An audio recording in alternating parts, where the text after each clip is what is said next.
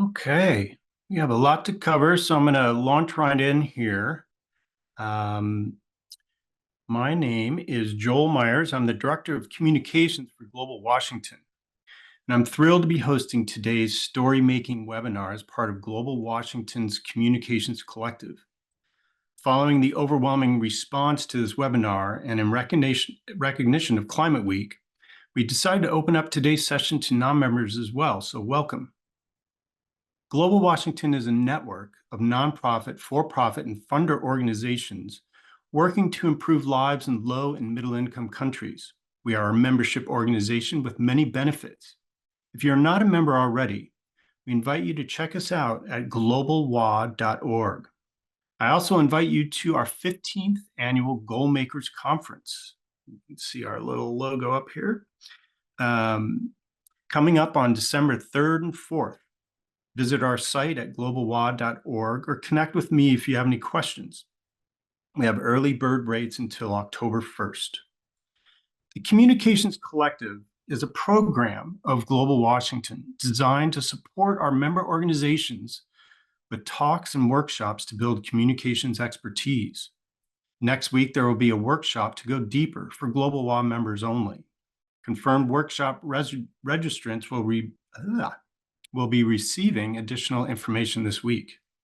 Today's session is getting context for that, but also will provide useful insights and actionable tips in its own right. Shortly, I'll hand this over to Guy Pattinson and Mickey Dragoo at Stronger Stories.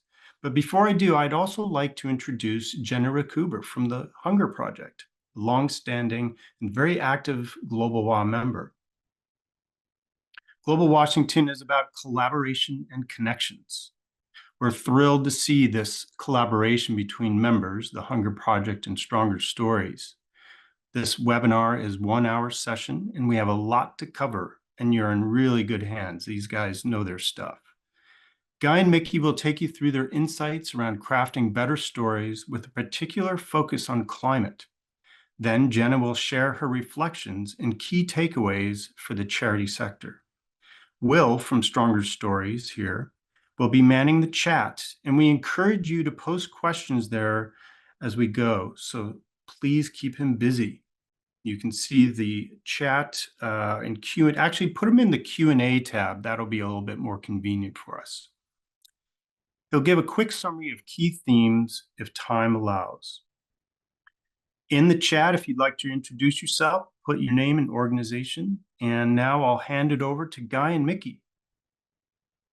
Well, thanks, Joel, for all your support. We are just thrilled to be here and to be part of the Global Washington Network. So my name is Mickey, and I'm a Stronger Stories partner based here in Seattle. And Guy and Will are both co-founders based out of our headquarters in the UK. And we also have a presence in Cairo. So at Stronger Stories, we specialize in turning strategy into story to make change happen faster. And we work with clients looking to change the way we move, the way we make things, what we eat, how we learn, and how we govern ourselves. And these range from global organizations like the UNDP, the Global Commons Alliance, and Black and Veatch, to the UK's Innovation Agency, to early stage entrepreneurs creating new solutions for food and water and technology. But what matters to us is that in any size of organization, our clients are entrepreneurial leaders, and they're looking to win support for doing things differently. And I believe that's what brought a lot of you to the call, this webinar with us today. So they're looking to win support for doing things differently, whether that's using story to mobilize a workforce, supply chain, to deliver a corporate change strategy, or to engage community leaders.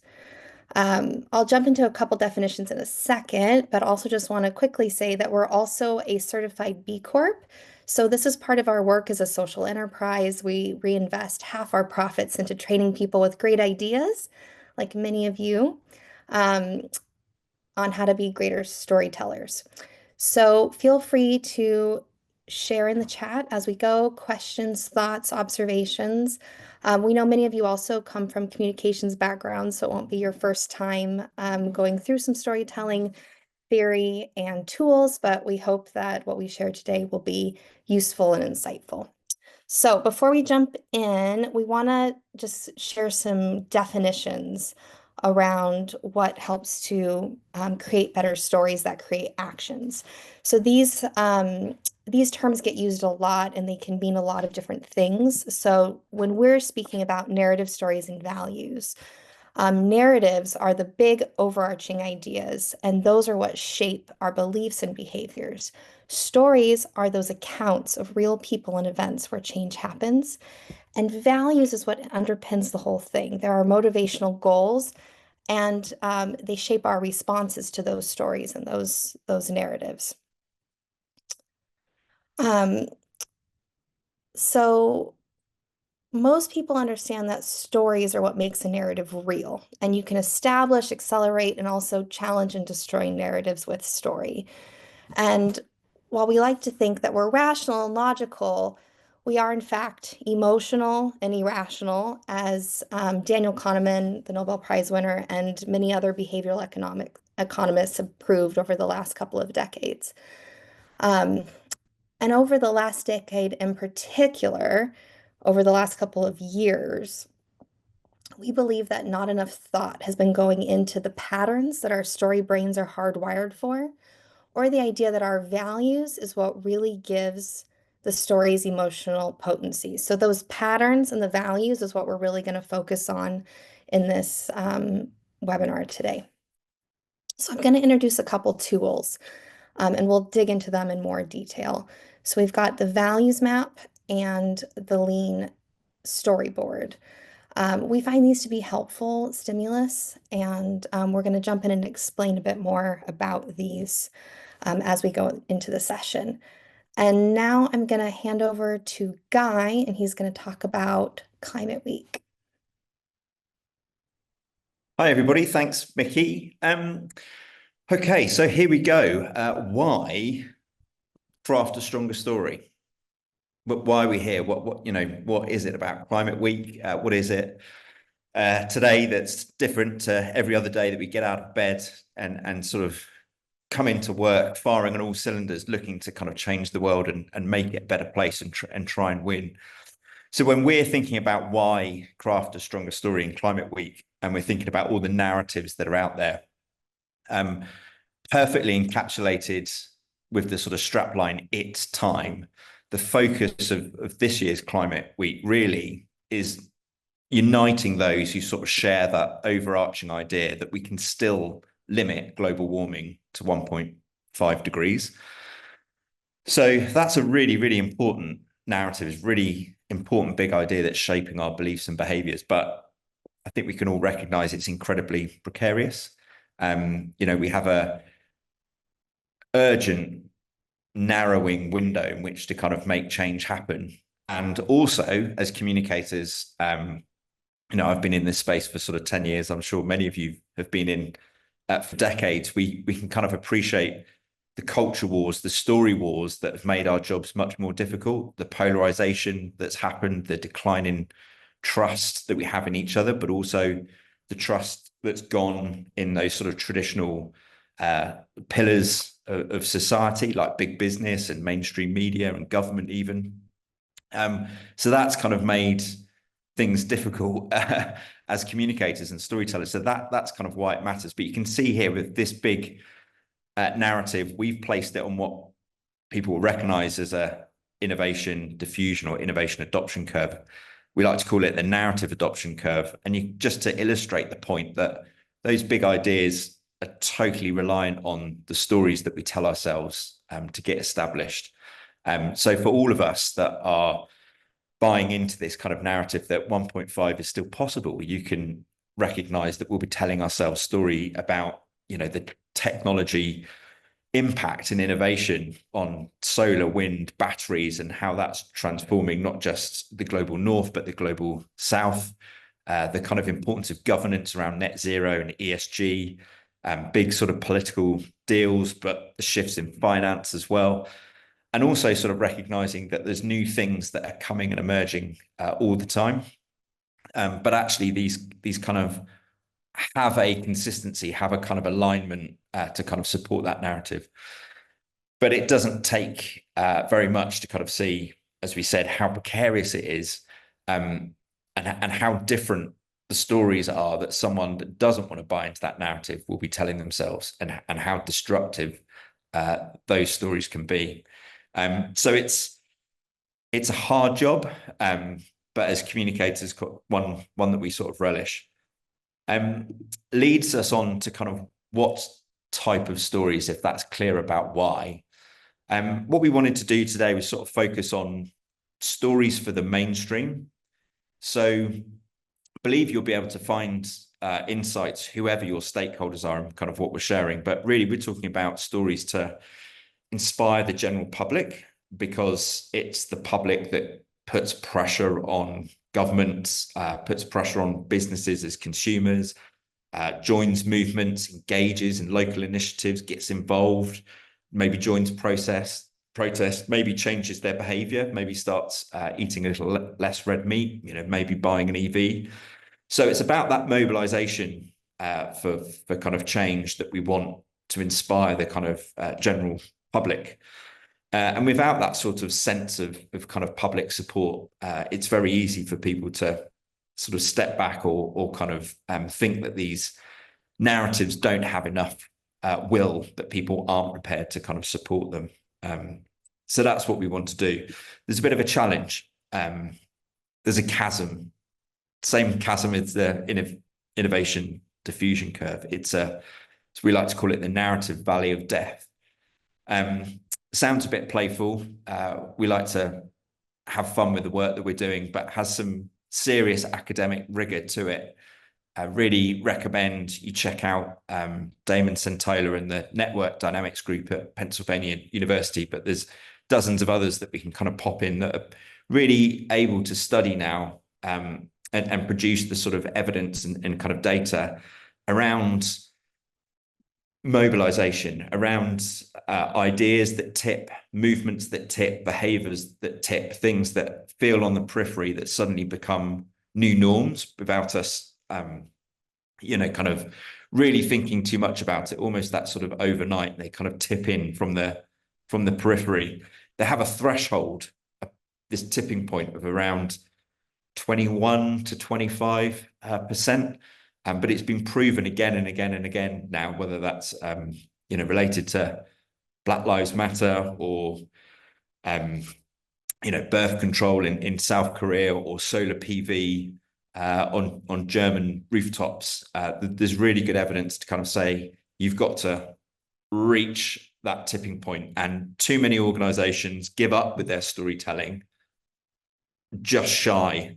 They don't realize how kind of close they are, and they don't go. So that's the sort of bit to watch out for. Second bit to kind of watch out for, and this might feel kind of counterintuitive, and there's not so much kind of written about this, but is the fight stories. Now, what do we mean about this? Well, when you think about any kind of climate initial engagement for people and the kind of storytelling, a lot of it is based on outrage, it's based on tragedy, it's based on fear, it's based on disruption, it's based on anger. And all of these are quite stressful and trigger kind of stress responses in us. So you'll recognize the kind of fight or flight instinct. So we're talking about the kind of fight stories here. Now, these stories are like really, really, really important. So I want to, can't stress that enough, how much we kind of need them. But for however much we need them and however successful they are themselves, whilst very good at mobilizing small initial numbers of people, absolutely terrible at attracting the mainstream. So they go from something that's absolutely fantastic tool in the kind of climate communicators box to something which you can create your own barrier to overcome. So this is largely because of those responses. And when we're thinking about narratives and stories and values, what those fight stories do is appeal to a very, very narrow set of values that people hold very, very dearly. So, for example, a value about protecting the environment, or a world at peace, or something to do with social justice. can be really infused with that anger and outrage, and as a response, you bring your fight. Now, for some organizations, that fight might be a donation on a website, but for lots of organizations in the last decade, it's about us getting out on the streets and kind of with our placards. And there's lots of values that are being activated, but they're being activated individually, and this is something we'll come back onto that's really important. Climate has got a complex in a great way because we've sort of understand the systemic nature of the problems and the solutions in front of us.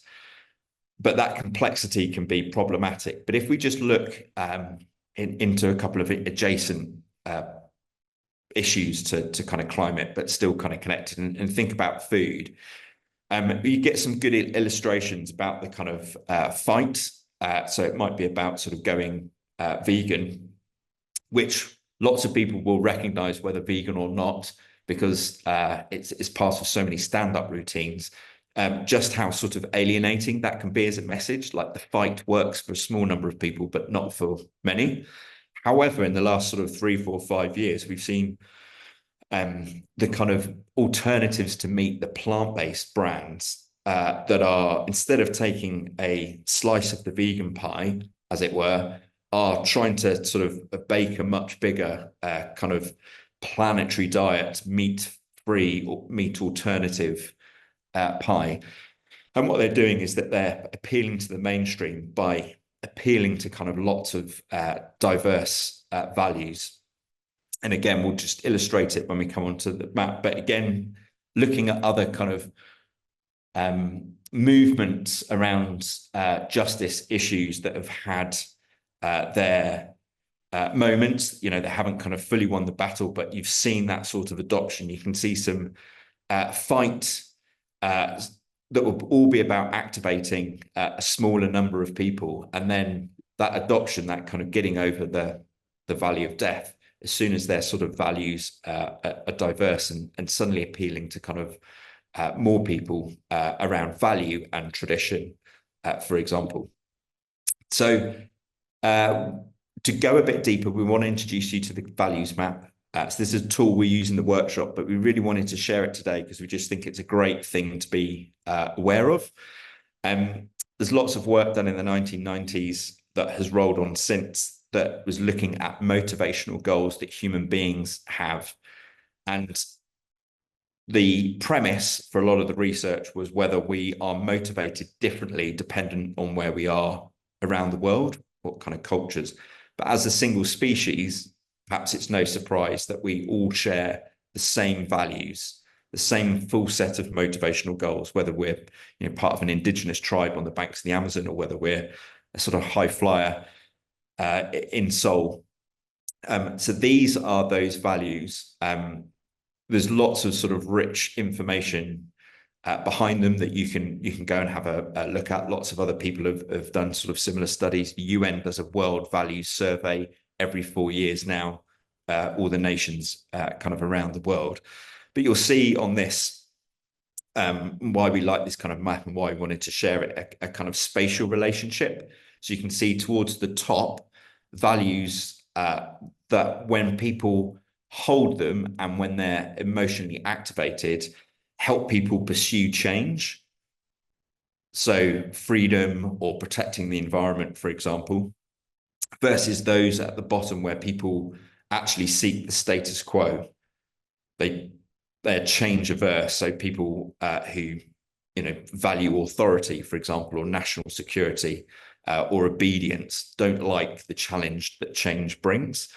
And then from left to right, you have values that are a bit more about the individual versus values that are a bit more around the community. So I on the left and kind of we on the right is an easy way to think about it. The really interesting thing is that all the studies that have happened over the last 3-4 decades have shown that on average, humans will have around 10 to 12 values throughout their entire life. 3 or 4 they will hold more importantly than any others. And they will really, really kind of fight for those, anything that's threatening those values, or they'll really positively step in to an opportunity to kind of pursue those values as a kind of like end goal, you know, to pursue those values to find meaning in life and feel in control of life.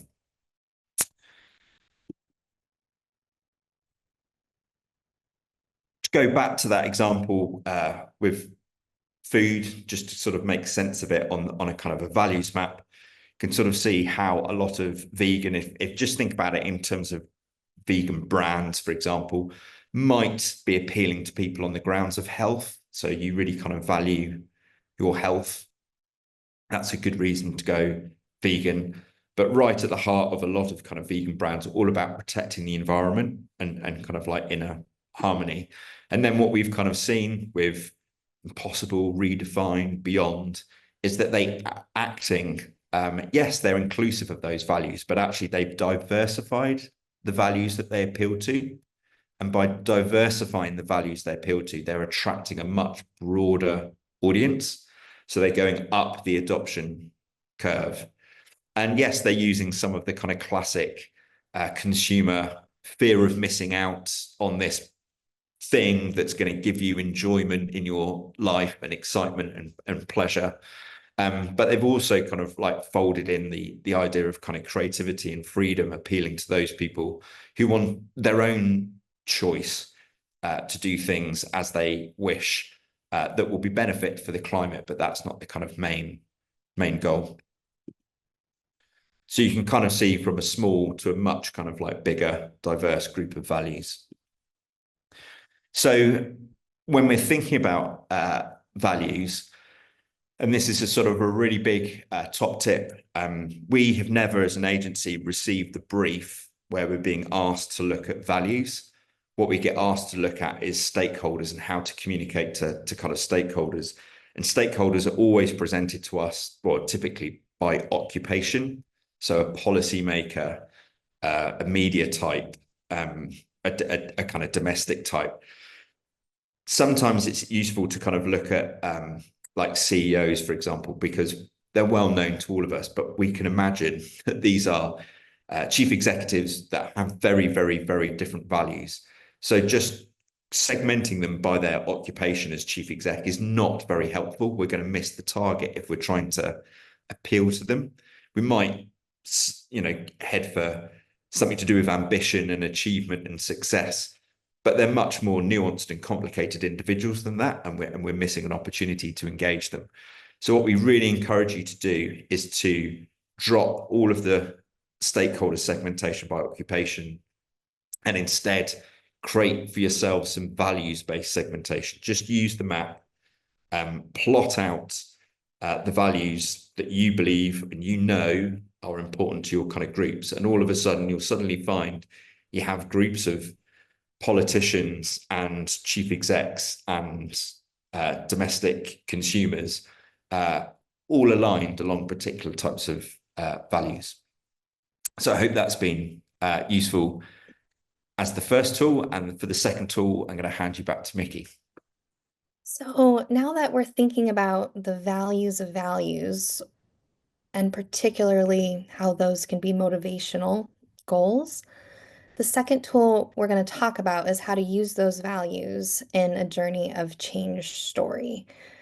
And we've told stories for thousands and thousands of generations. It's at the root of what makes us human. And over that time, we've evolved brains that are narrative seeking and pattern hungry. So we're looking for those stories and we recognize those patterns. Guy, do you want to click to the next little GIF that we have there? And maybe the next one too. And so those shortcuts help us in our everyday lives, and we recognize them also whenever we need to go on a journey of change. So the next slide, I think, is a very well-known journey of change story. Star Wars. And we've got three key components here. You've got your everyday hero, someone that we relate to, and that releases oxytocin, which is the love hormone in our brain. Conflict, your villain, that's really important because that's what makes you stand up and pay attention. And then a resolution is that dopamine hit that we're always looking for, and that makes us feel happy, and that's what makes us believe that the change is worthwhile. So if we go to the next slide, this is our shortcut of a journey of change story. Lots of academics behind it. You might recognize Hero's Journey underpinning this, but we find this is a really good way of keeping track of a compelling story that plays into the way that our brains are wired to recognize those stories. So Hollywood uses this. And I think in the advertisement for this event, we talked about Black Panther. So we promised you that. So here it is. And you can see how not only Black Panther would follow this pattern, but all 34 Marvel movies, every good Disney movie, they all follow these patterns. So we talked about the everyday hero, the ordinary world. That's usually when there's something wrong in their everyday life. So it'll be some kind of tension that we recognize. And that is summed up in your compelling villain. There'll be something that prompts your hero to go on a journey of change. So we call that the call to adventure. And then there's a point of no return. So that's crossing the threshold. Sometimes there'll be several prompts to this. It kind of depends on how the story is written. We also have to believe that the hero can be successful. So they have allies, mentors, and gifts, things that help us believe the story will, the journey of change will be achievable and that help them along the way. And then three challenges that build in complexity. And then finally, as a result of the journey of change, the better world. And this won't necessarily mean that all the problems in the world are solved, but it will mean that something has changed for the better, and typically the hero changes as well. So it's not just Hollywood. You can see that same pattern in the story of Greta Thunberg and the youth climate strikes. You can also see it um, so Guy, just I'm going to go back for a second. So in that one, the reason we had both is because Greta started out as the hero and then she ends up becoming the mentor later on. So we'll come back and we'll talk about that in a little bit, but it's an important point that you can move from hero to mentor. And then NASA has done a great job of consistently using the same framework over many decades. And they have one of our favorite ever crossing the threshold phrases, which is set sail for the stars. So all of these are on our website. We call it Story Farm. So you can go in and dig into the detail that sit behind all of these, and you'll see a few dozen more. And that's all free to access. I think all you need to do now is put in an email address and you can go and take a look at those. But the whole point of that, and we said at the beginning, is that in a world of increasing complexity, we need to simplify the plot. And a journey of change story simplifies the plot. And it gives you that initial hook for the freeze and Guy will be talking about that in a little bit about the freeze and fawn. So we'll get to that in a minute. Is that this gives you a clear path. Now we're going to go back to our canvas real quick. And so just give you one quick watch out here is that what we see most organizations do when they're telling their stories is they put themselves as the hero. And really what you want to do is you want to put yourself as the mentor in someone else's story.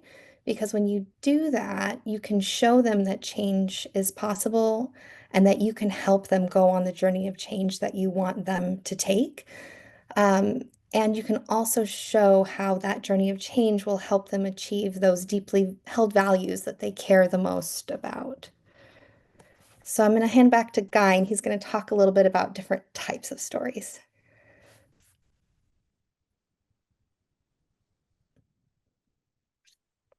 Thank you. Yes, so stories have patterns, as we've been saying, and we love those patterns. We adore those patterns. We desperately seek out those patterns.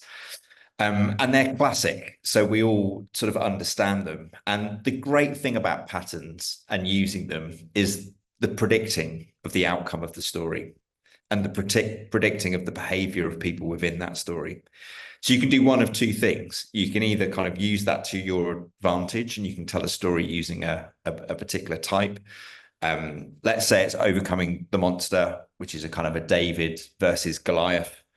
We will pick up on that pattern, and subconsciously we will probably all, but not all of us, but probably all of us root for the underdog. We want Goliath to kind of be beaten. We know kind of big is bad in that kind of situation. Now, the challenge with some of these story types is kind of how we use them. So you can use them in those fight stories that we talked about at the beginning, and people do. So they use the kind of tragedy, and the reason why they use tragedy is to kind of elicit that emotion of either outrage or fear, and to kind of get that response of kind of fight. So it's helpful for that kind of initial bit of mobilization, but because we can predict the outcome of a tragedy story when we're hearing it, for those of us that don't want to kind of fight, we take flight, or we freeze, or we kind of fawn as the other kind of responses under stress. And for all of us that are in kind of climate comms, that's wasted effort. Those are kind of people that we kind of need to kind of buy into the stories, to become the stories, to start sharing and spreading the kind of stories of their journeys of change to inspire the people around them. But we're not even getting them going because they're just stopping at the kind of first hurdle, going, it's a tragedy. I know how it ends. I don't want to be part of it. Thank you. You can think of like a quest, for example, which gets used in a very sort of cliched way when we're thinking about sort of Silicon Valley kind of techno optimism. When we're thinking about, okay, we've got this like big goal where we can take gigatons of carbon out of the atmosphere, for example. We don't know how we're going to get there, but we're going to kind of give it a go. So these stories are all kind of really important, but there are some that are definitely kind of underutilized. So when you're looking at that mainstream majority and you're thinking about people that are either, have kind of frozen or kind of fawning, actually rebirth is an incredible story type to use. So rebirth is, well, we flashed up Star Wars. Ultimately, what makes Star Wars is so good is that it's a story of rebirth. It's a story of redemption. It's one of our kind of most ancient kind of mythological basis for kind of storytelling, and we yearn for it. We kind of like really lean into it when we kind of like hear it, and imagine working with the communities or groups of people or even businesses who, if they're not vilified in a story by someone else, they're sort of stopping their behavior change because they vilified themselves. Actually, if you kind of offer them a kind of chance of redemption and being part of kind of rebirth, changing who they are, changing their behavior, that's a kind of fantastic opportunity. So you can kind of use these, but you can also, in a kind of straightforward way, you can also kind of use them in a very playful way. So you can start to kind of subvert them as well. So one of the kind of really important things that I think has happened in the kind of nature positive space as sort of adjacent or kind of intertwined with kind of climate is starting to kind of shift away from a tragedy where nature is the victim to actually starting to think of nature as the hero of the story alongside of humans, and starting, say, things like ecosystem services, finding new kind of rags to riches, being able to kind of appeal to city-based folks who are interested in, have values and motivational goals that are around achievement, success, capability, even kind of wealth.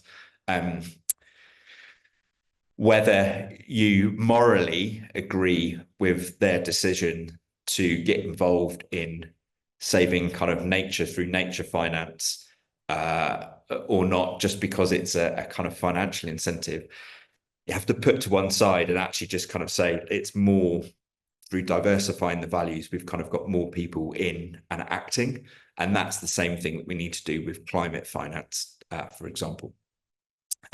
So again, just as you're kind of thinking about your stories and you're thinking about that journey of change, you could also kind of like think, play around, and it might be that you have several different story types in play because you've got several different values-based segmented audiences that are on different types of journeys and need different types of stories.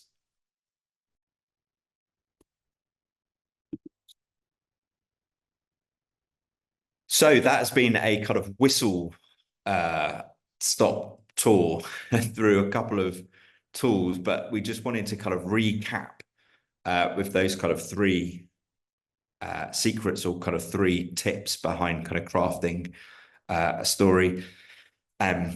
I think you've kind of heard us say it a lot, but really thinking about diversifying the values. This is a hard thing to do because we're all in this business because we're emotionally engaged, we're emotionally invested in it. It's part of our identities, it's part of who we are.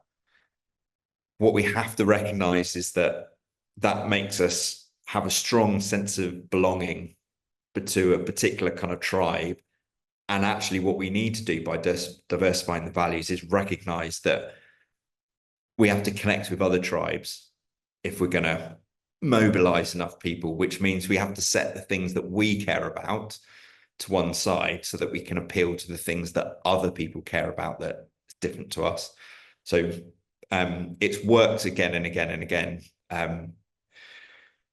In the workshop, we'll look at some of the kind of across centuries and decades shifts that movements have kind of made where they've been able to kind of diversify values. Pick your story type and simplify the plot. Again, as it's got more and more kind of complex, think about the apex of the kind of pyramid. You can never pitch someone the complexity of kind of climate breakdown. It's too difficult. There's too many things. Just give them a simple way in and a route through. Give them a simple success. Like we all want to feel in control of our lives. Give them a way to feel in control and find meaning in kind of what they're doing. And then as you're doing that,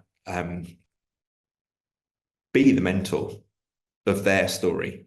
And this is a really tricky one because we're all pitching for resources and it's so tempting to kind of put ourselves in that hero's box. We need attention for our really important issues. It's natural to kind of do that, but actually you'll have a much stronger story, particularly for looking to kind of broaden the appeal and kind of mobilize that bigger group if you can make them the hero.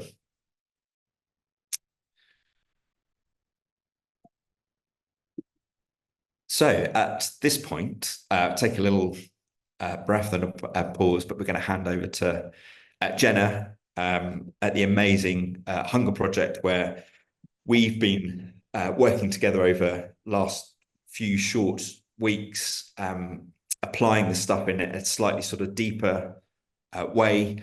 And they've been amazing at sort of opening up and the vulnerability is people, but vulnerability of opening up their kind of story for discussion and change and a different way of looking at things, to the point where we're going to be sharing some of that stuff in the workshop. But Jenna, I think it'd be really helpful for people to hear your reflections. Thanks so much, Guy. And as Guy and Joel mentioned, I come from a Global Washington member agency, the Hunger Project. We're an organization that fundamentally believes that people living in conditions of hunger and poverty play the primary role in ending it, using sustainable, locally led solutions that address hunger's root causes, like gender inequity and the climate crisis.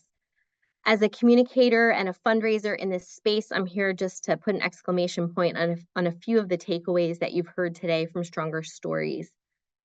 And I think the first one, and Guy just spoke to it, we know this, we all know this, yet it's super important to be reminded that our organizations are not the heroes of our stories. And I think another layer of this at times in our space is that we get counseled to place the funder or the quote unquote donor as the hero as well. So I really challenge us all to find ways to have the people we serve as the heroes. The story module with Stronger Stories sort of reminded me of this, despite believing so fundamentally in this the way we do and try each and every day to do it. We still fundamentally talk about ourselves as organizations way too much, and that's true at the Hunger Project. The second point, it's fundamentally about being audience centric. I think this work has taught us not to lead with the message or the information that we're trying to communicate, but to start where the audience is, using the story types and elements we heard today to really engage, motivate, just move people in general. And it's about really abandoning that convince and convert posture. I think this quote I will forever have in my back pocket: tell people a story that's better than the one they're telling themselves. And I think it's really a big takeaway for me that it's the way in which we tell the story, the way in which we engage people, that will have them participate. And it's almost a little shocking to think about how little that has to do with the what of the what we do. The third one, disruption, is such a buzzword, and I'm really drawn to what we've been talking about during the webinar so far, of not necessarily being shocking or provocative for disruption's sake, but to actually go with the flow and play into the natural tendencies and what folks are, I love this word Guy just used, yearning for, what they're yearning to hear, and playing into those existing patterns with the story elements to motivate others to take action. And then one of the things I'm most excited about is the values framework. I think we've explored already some of the ways that we're going to sharpen our existing language to communicate with our existing audiences. But I think it's so important to think through, as Guy was just speaking to, who do we need to win over? Who do we need to move into action? I think of a Gates-funded project we did on narratives several years back, the adoption curve presented at the beginning of the webinar. Guy used this term as we were speaking earlier, how can we thaw the frozen and nudge the fawning? So I'm really looking forward to thinking through what audiences we can reach using this framework that might not be our natural existing audiences. So overall, I'm excited to keep moving ahead. And with that, I'll turn it back over to you, Guy.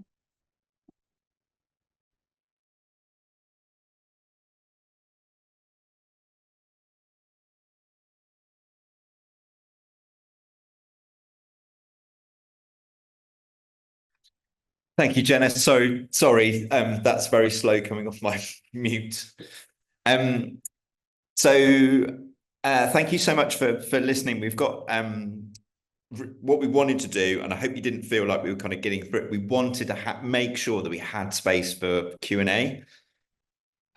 So I can see there's been quite a lot of chat, but haven't seen the kind of questions. But Will has been monitoring it. So what I might do is stop share, because I'm sure we can start sharing again. Will, have you picked up any particular questions that people have also? I've got several questions around measurements, which is obviously always like we talked about lots of difficult things probably on this bit, but obviously it's really difficult around stories. So there were questions around, I guess, which stories have delivered the largest measurable impact, which I think might relate to the 7 types of story. But I think, Pamela, you asked that question, so correct me if I'm wrong on that. And then other questions around kind of how do you measure the impact of stories? Which I guess, Guy, might be that bit of,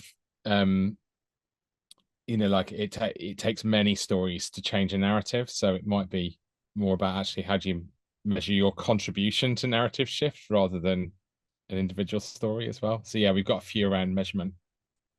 What should we start with there whilst you have a think about the other? So the kind of measurement one is obviously a challenge for our industry. What we've been looking at is how to do it differently. So we've done a couple of different things. So with a couple of government organizations and public bodies, what we've kind of worked with them is the econometric studies that they kind of put into place. It takes them quite a long time to get the evidence and the kind of data about the impact of the programs that the stories are attached to.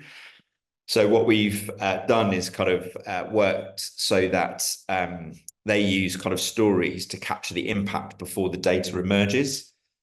So it's a slightly sort of different way of looking at it, but it's tying from an impact perspective, story and outcome data together, whatever that is. So for sometimes it's kind of signing up for services, sometimes it's literally about money that's moved. So people that have kind of invested things within a sector. So that's kind of one sort of key bit. When it's a bit sort of closer to home and sort of testing with stories, what we do is we now sort of build from the inside out. So we have people with lived experience of whatever the kind of story is as part of the story kind of crafting, which kind of improves the kind of impact, as it were. So, for example, currently at the moment around poverty, having a design team that has people with lived experience of extreme poverty and homelessness as part of it. And the reason why I mentioned that is because we then link it with something called social value impact, which as a discipline is very young, or here in the UK certainly, but is about like through story actually tracking what the impact is. So you're very open-minded at the outset about what, you have a sense of kind of what it is, but you track over 3 months, 6 months, 9 months, a year, and kind of beyond what it is that people who had that story did as a result of that story. And again, it's kind of quite sort of early as a discipline, but you get the feedback and you have this kind of this sort of almost like infinity loop that allows you to kind of keep refining the story as a result of what the impact is. I have a question about that, actually, Guy. Do you also implement what I've heard the term social listening, where you're getting in and actually looking for keywords or using a platform for trying to monitor how public opinion is changing on a certain subject? Yes, and what's really good is that there are lots and lots of free tools, so it's a lot easier. And what we've noticed is that the bigger organizations that used to sell that, because they are both innovating and being disrupted with AI, is that they have started to kind of make access to their information freely available for organizations for good, as it were. So not for profits or kind of charities or organizations that might be working in kind of climate. Nice. Great. The other thing that we have done as well for ourselves is using ChatGPT, is give it a data set that's around the storyboard and the values map and a couple of other things. And then we kind of use that to take publicly available information. So things that are shared on social media, for example, by target stakeholders, and be able to kind of give them a breakdown of what values they hold dear, but more importantly, what are the triggers for infusing them with emotion and what kind of emotion. And that type of work, I think, is very, very new, but is going to be so helpful for this movement. Great, thank you. There was another big question on impact, which was also kind of historically, which stories have had the largest measurable impact, which again might come down to maybe like no single story does, but maybe the story within a narrative. And Guy, I know you've looked at like, particularly in this area, you've looked at like waves of sustainability. So there might be stories that have contributed to those waves, or yeah. So we did a study of 200 years of the environment movement and classified storytelling into 6 different waves. The element of it which is kind of quite difficult is that the way that historically we recount the stories that were the success points of those waves, so like Earthrise or Inconvenient Truth or various other kind of things, are the stories that are easily recountable and retellable, and history kind of alters as a result. So you can look at, say, Silent Spring and how it's talked about now, and then you can go back and find some actual evidence of how Silent Spring was talked about at the kind of launch and kind of Rachel Carson, and the two things don't quite align. But I guess that's kind of history and the stories that you tell yourself. So if we're being motivated by things that happened in the past to inspire us to do something in the future, does it matter that we've sort of shifted the story? And I think there's a lot of evidence of that in the civil rights movement as well, and the Montgomery bus boycotts, for example. How we talk about those today aren't factually accurate as to, but the story, the kind of mythology around it. But in those cases, it does tend to be where we can recount it as a journey of change. Normally this idea of the underdog kind of hero, more recently now, rather than that idea of like a lone person as a hero, it's much more about the collective. That's kind of much more important. And I think that's kind of right. And then it is the kind of the underdog, the redemption, the kind of rebirth stuff, which is endures, if you like, through time as being sort of much more powerful.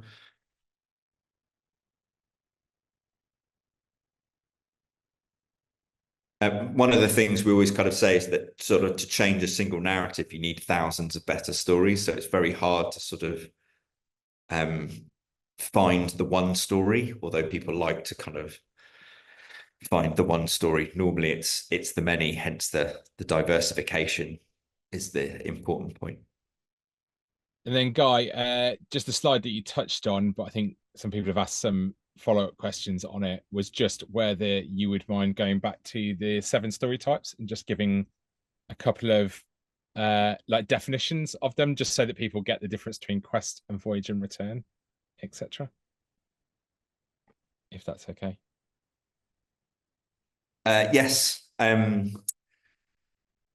So I might sort of use film because that's a little bit easier. So Lord of the Rings is a kind of quest where right at the very beginning, they understand that the end goal is dropping the ring into the volcano. But like how that adventure is going to unfold, they have no idea. They know they're going to need help. As Mickey kind of said, you need the allies and the kind of gifts and mentor. But what the journey itself looks like, they don't know, which is different to some of these where the journey is like much, much clearer. The voyage and return is less ambitious than the quest, but this might be a bit more Jason and the Argonauts, where it's we have a series of kind of mini quests, but every time we've kind of completed a task, we come back. That's the return. and we've learned something more about ourselves, and we've kind of strengthened as a community. We've kind of grown. That makes us braver and more able to take a bigger risk. So rather than taking something huge, it's really good for breaking something down into kind of smaller chunks. The rebirth and redemption we mentioned, but my wife happened to mention me today that it's the 30th anniversary of Shawshank Redemption, which obviously has it in the kind of title. And it's a film, 1994, that wasn't even the best film that year because, well, for me, like Pulp Fiction was out, didn't win any Oscars, but it's always at the top of #1 films voted by fans. And I think that's because of this, as Jenna kind of said, like the yearning, like we have that idea of adversity, like how bad can it get, but through kinship, like through resilience, through small steps, we're able to kind of overcome the monster. So there's a bit of that, and then have the kind of redemption and kind of rebirth. The rags to riches in society, we love putting people up and then knocking them down again, and pinning them up and then knocking them down again. So it's very much sort of celebrity culture, talent show. Like most of stuff is like rags to riches. Tragedy we sort of mentioned. The comedy is the hardest one to use, but in a way can be the most powerful because it is the one that can create the greatest cognitive dissonance. I don't think they're over in the US, but for the last 3-4 years, we've had an organization called Led by Donkeys. And if you kind of search them, you can see their sort of storytelling, which for our government, but also since then, our water companies, our oil and gas companies, they have the CEOs saying something on their big city appeal day, and they would have found a tweet and broadcast it up onto the side of a building or bought billboards, or for Liz Truss, our 46-day prime minister, they sabotaged her on stage with a kind of drop down. They get to the fact that it's so tragic, it's funny in an absolute kind of nutshell. But what's really, really interesting is that when you look at the organization, and they've only just revealed who they are, it's campaigners in the climate space over decades and decades and decades. And they have, for me, sort of gone from like understanding how complex everything is to just being able to, in a tweet or a banner or be able to kind of express the sort of sheer absurdity of the situation that humanity finds itself in.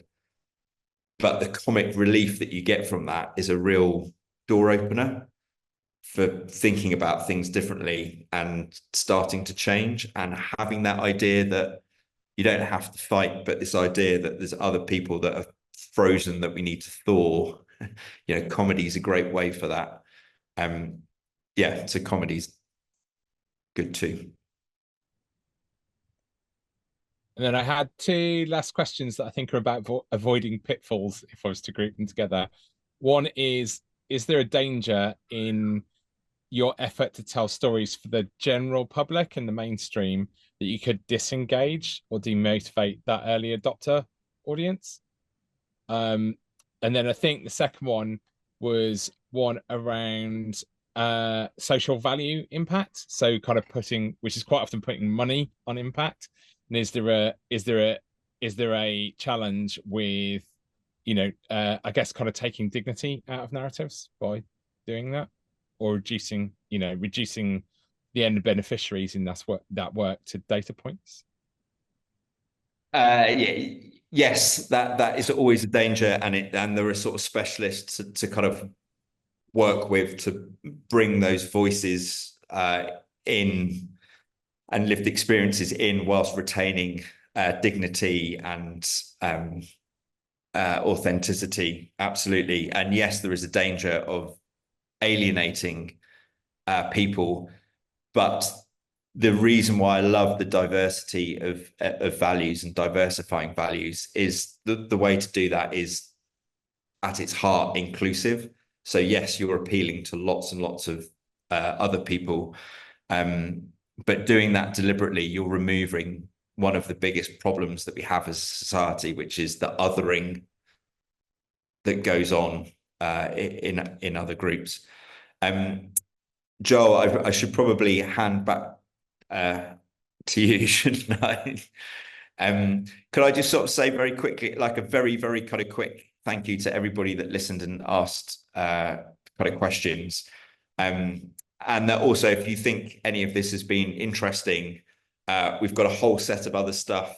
It's been piloted with about 5,000 people. It is a digital story school, and we want to launch that as a free resource to the global South. And so we're just, if people have got ideas or experience of doing that, we'd really appreciate any thoughts. Thank you. Thanks so much, Mickey, Guy, and Jenna, and Will. This has been fantastic. And as you listeners can understand, we're just scratching the surface of the incredible power of storytelling. So I encourage you to go to strongerstories.org and check out their resources there. They're great.